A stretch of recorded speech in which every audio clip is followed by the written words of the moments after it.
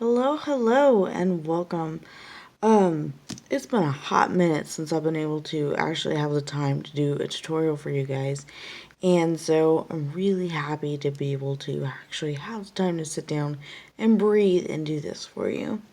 So we're doing the super simple turquoises that I was doing just like last week, I think, and posting, and you guys all love them. And they have just a very certain simple look that was just gorgeous.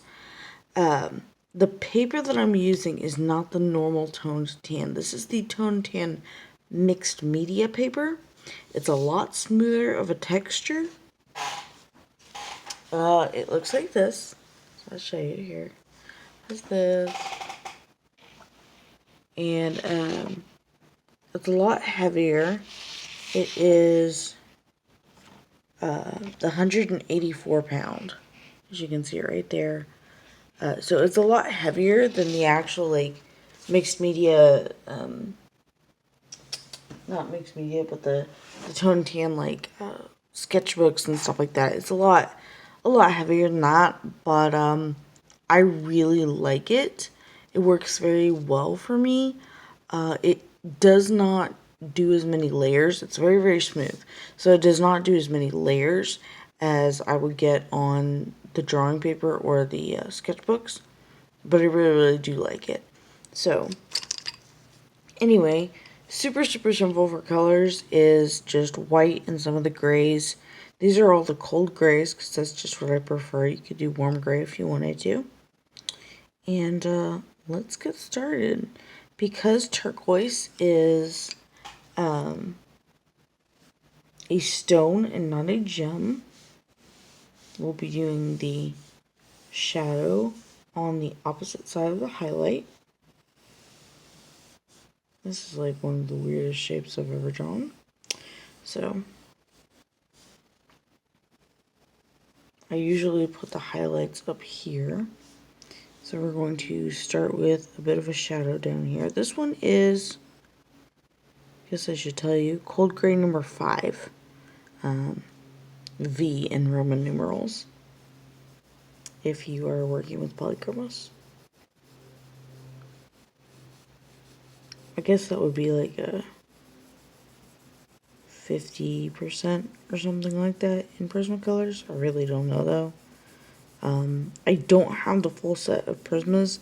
I never have, so I don't know the comparisons and whatnot. A lot of you have asked for a re-up on the comparisons between polychromos and Prismas. And if you go see colorwithclaire.com, she has tons of comparison charts between different brands of color pencil and has spent a lot of time making those resources for you. So please go find them from her. Tell her thank you. She's done so much work with that. So just begin putting in just a basic shadow down here.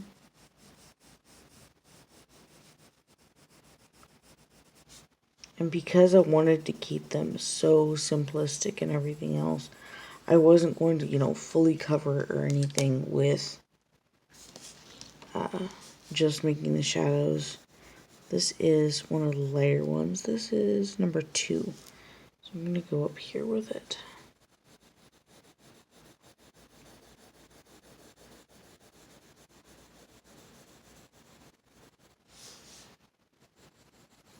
Because I feel like it's just a little bit lighter than the actual tone of the paper. So I want it to be more of one of the highlights versus the part of the shadow. Which means I need like a 4 or a 3 down here.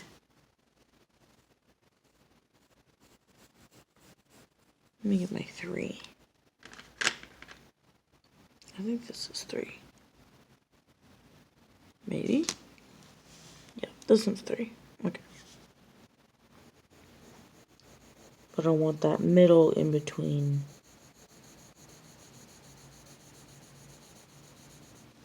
How dark this is and the value of the paper.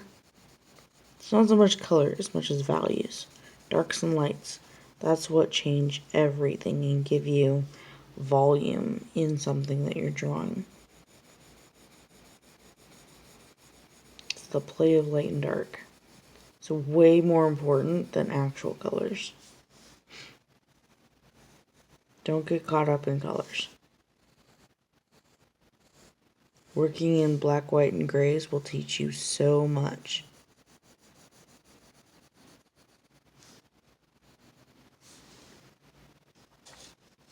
See, like super, super simple. I'm going to go down to, do I have the other one? Number 4. So this is the number 4. I'm going to kind of smooth the shadow a little bit.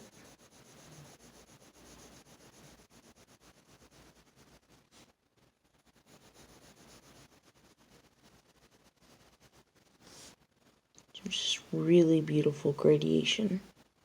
Really smooth, going from the tone of the paper to gradually getting darker. Or not the tone, the value. It's like a mid-value. And then I'm gonna go back down to, let's see, number 5.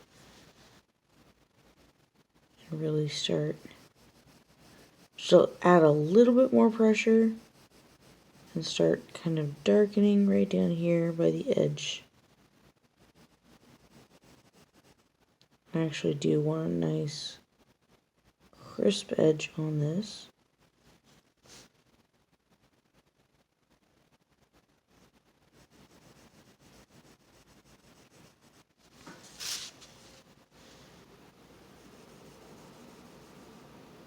Go slow, get the edge on it, and then go back in and kind of give it a light layer to blend it in nicely.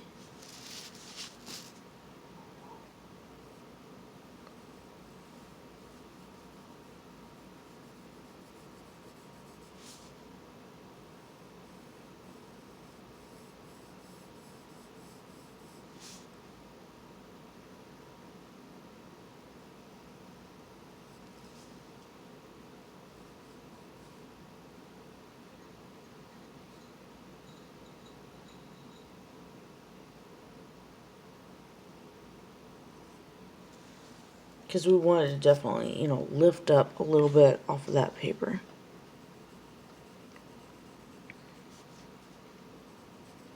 Or at least look like it is,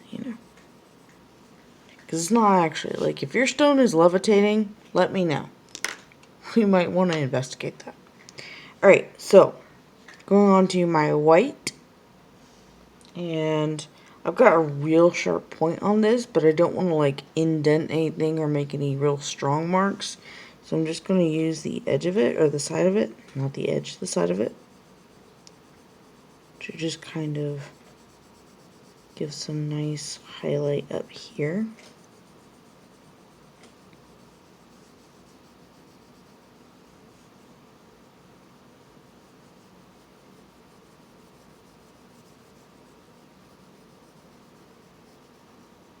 That way we're using the value of the paper and the color of the paper to be the mid-tone for us. And then we're just going to go in and start making that highlight a little bit more defined and a little bit more defined. I'm just kind of making like this, kind of the shape we do for highlights, just kind of like this sort of a shape. I don't know how well you can see that. Yeah, you can see that. Okay. So I'm just going in light little circles to kind of give that rough shape.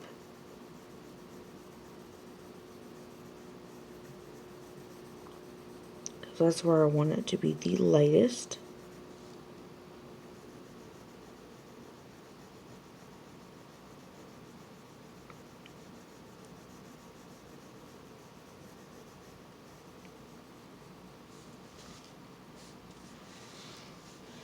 Kind of like that.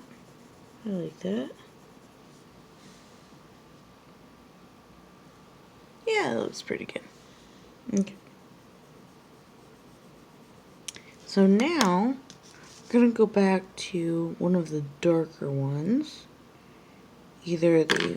Probably the 5, if I can find it. Yeah, the 5 will work really good. The one we use down here, dark. We're just going to make all of our little cracks and squiggles and patterns. And I'm actually going to grab my sharpener over here and give it a crank or two. Regain that super sharp point so that I can just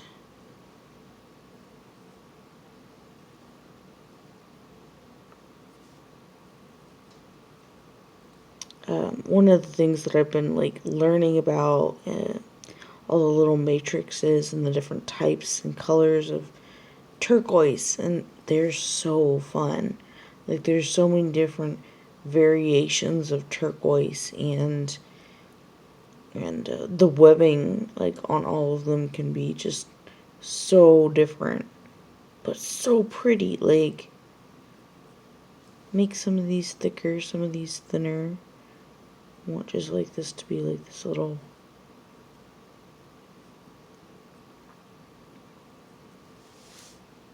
bring it up here. There's no real rhyme or reason to this. It's just like I just want it to look cool. So I just start drawing. And it's just kind of wherever your pencil decides to go type thing. Like I don't really choose a specific path or have reasoning behind it. Which is also why I think this is almost the funnest part. Is doing all the little veins and stuff in it.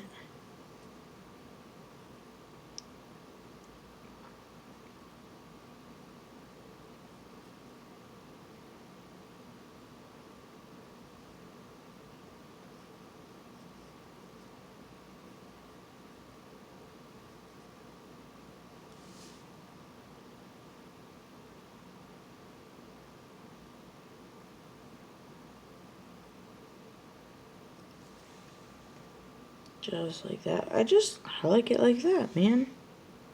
So, do a bigger one up here. Have some little runoffs.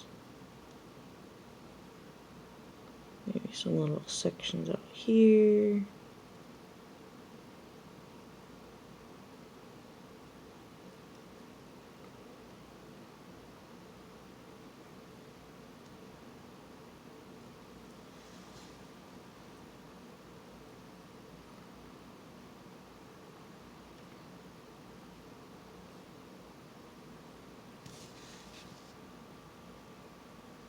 Oh yeah, I like that. Okay, I like that. Alright, in the other ones, and this is of course totally optional, is you can, you know, keep it like this, and just add different colors if you want, or you can, you know, excuse me, sorry, somebody was buzzing on my phone. Or you can do some shading, you can just do whatever you would like with it. With the other ones that I did, I went in and I did little bits of shading. Just with one of the lighter grays. And I would just come in and do a little bit of shading here. I just thought it gave interest to different areas of it, because you know there's different colors in the turquoise, but since I was keeping them mostly black and white, it's like, well, you know, this isn't bad.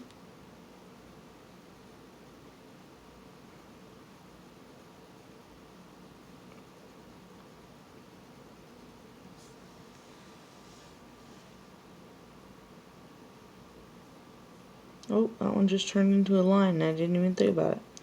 That's cool. It must have needed to be there then.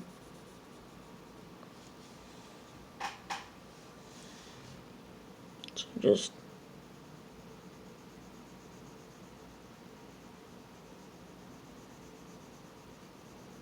little bits of shading here and there. And that's, it's completely optional. Do these the way you want them to be. This is just how I do them, and absolutely anytime you want to change it, change it. Make it better, guys. Seriously, make it better. And then the last little part that I was doing was taking the light cobalt turquoise and adding in little bits here and there, just like I was doing with the shading, but I was just coloring. So adding in like little highlights of color. Add this here, like just keeping it super, super simple.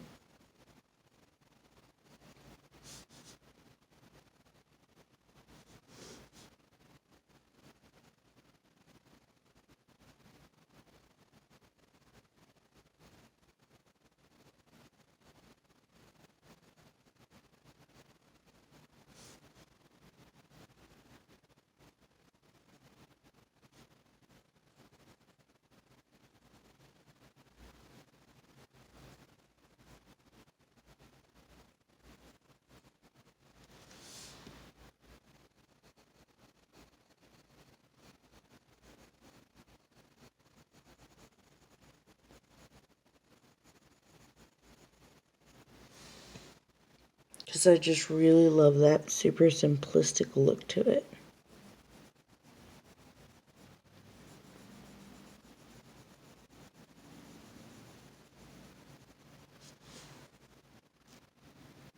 And that's all, folks. But yeah, there you go. If you wanted to, you could put like a shadow under it. You could do a whole bunch of different stuff with them, make them better, make them more. I really like them just like this, so that's how I was doing them. I can't wait to see what you do with it, and all the variations that you guys will end up putting on to yours. So have fun with it, and I'll see you next time.